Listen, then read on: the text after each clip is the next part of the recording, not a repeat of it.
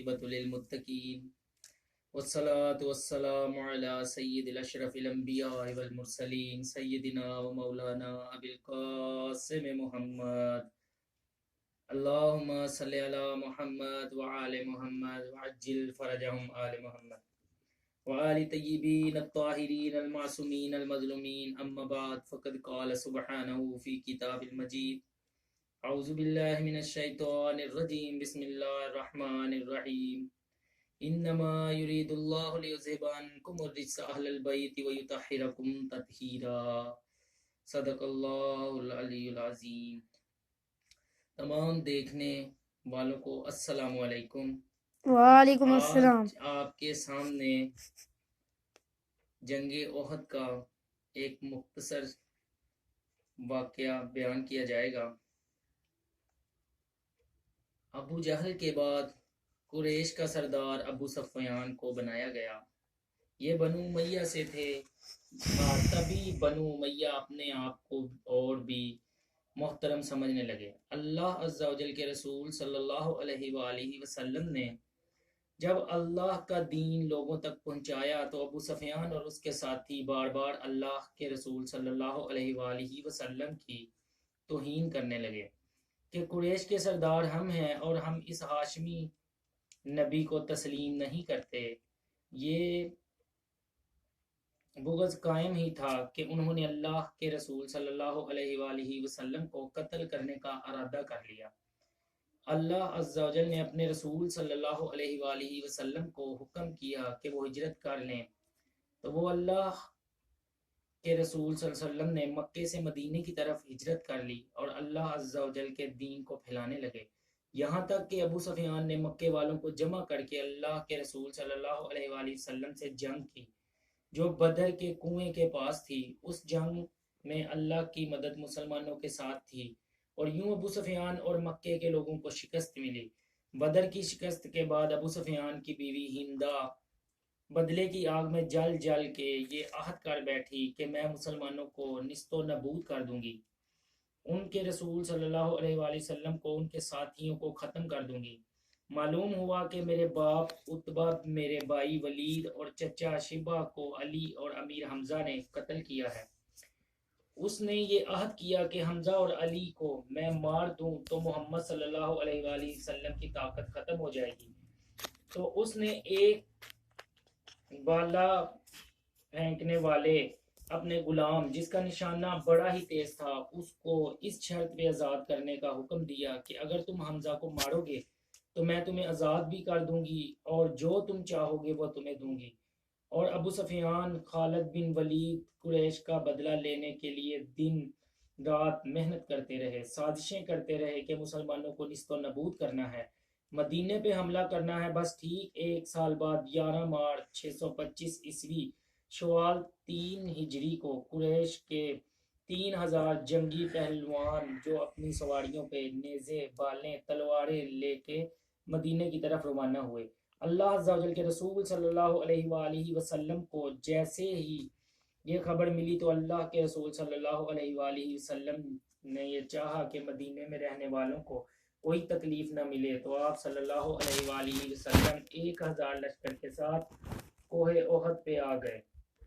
تبھی اس جنگ کو جنگ احد کہتے ہیں۔ بالآخر 23 مارچ سن 625 عیسوی ہفتے کے دن قریش اور مسلمان ایک دوسرے کے مد مقابل آنے لگے۔ اللہ کے رسول صلی اللہ علیہ وآلہ وسلم تمام اصحاب کو پہاڑ کے چاروں طرف اپنی اپنی جگہ سنبھالنے کے لیے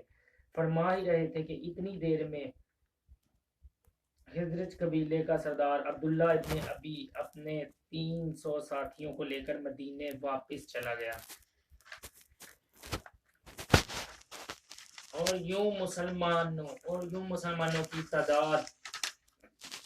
700 رہ گئی۔ مسلمان لشکر کے مغربی جانب ایک پہاڑی تھی،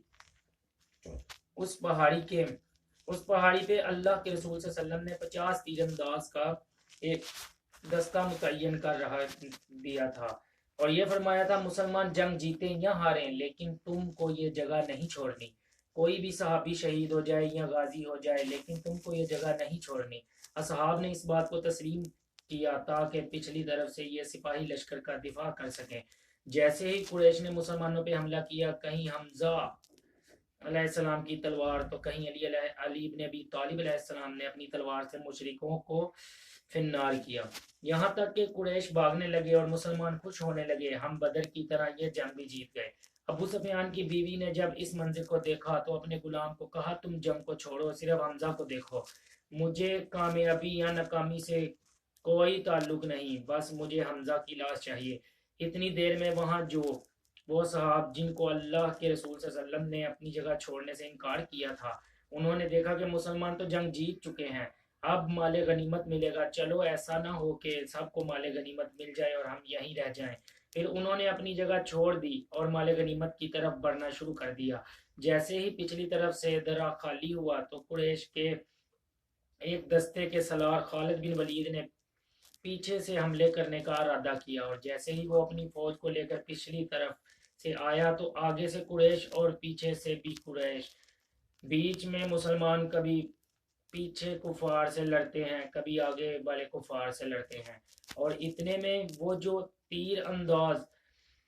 جو جناب حمزہ کا نشانہ لینے آیا تھا، اس نے جناب حمزہ کو نیزہ دے مارا، بس جناب حمزہ کا زمین پہ گرنا تھا کہ جیسے کوئی شیر زمین پر گر گیا، مسلمانوں میں واویلا کی صدائیں عام ہو گئیں اور کفار خوشی سے جھومنے لگے، کہیں سے آواز آئی کہ حمزہ شہید ہو گئے، مسلمانوں نے بھاگنا شروع کر دیا۔ اتنی دیر میں کسی نے اللہ کے رسول صلی اللہ علیہ وسلم کے چہرے مبارک کا نشانہ لیا، اور آپ صلی اللہ علیہ وآلہ وسلم کے چہرے مبارک پہ کسی شیطان کا پتھر آ لگا، بس اللہ کے رسول صلی اللہ علیہ وآلہ وسلم کے چہرے پہ پتھر کا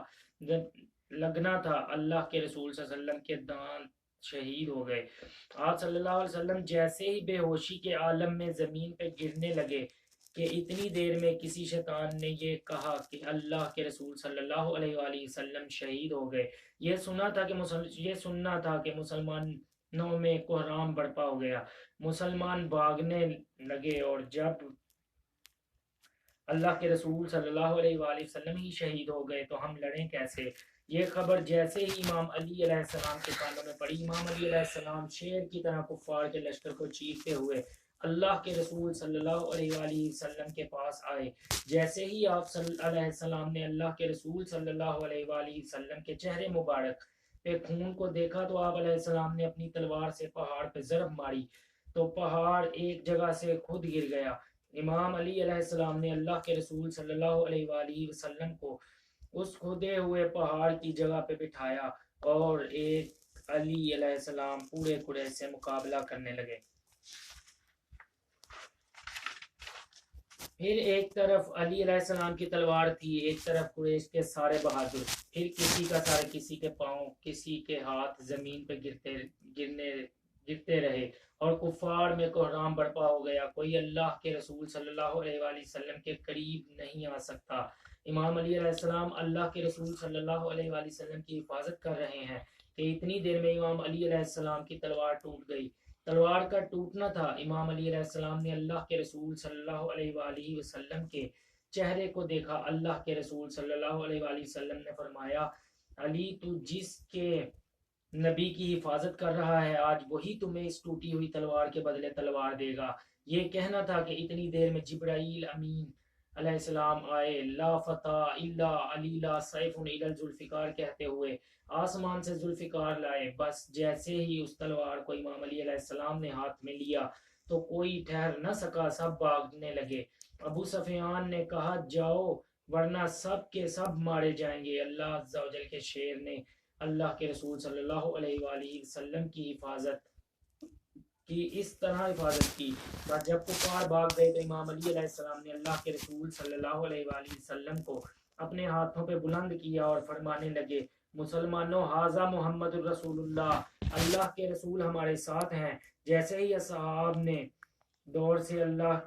اللہ کے رسول صلی اللہ علیہ وآلہ وسلم کو دیکھا، ان کے چہرے مہکنے لگے، اور وہ قریب آ کے اللہ اکبر اللہ اکبر اللہ اکبر کہنے لگے، سلام ہو رسول اللہ صلی اللہ علیہ وآلہ وسلم کے محافظ پر، اللہ کے شیر علی ابن ابی طالب علیہ السلام پر۔ یہ جنگ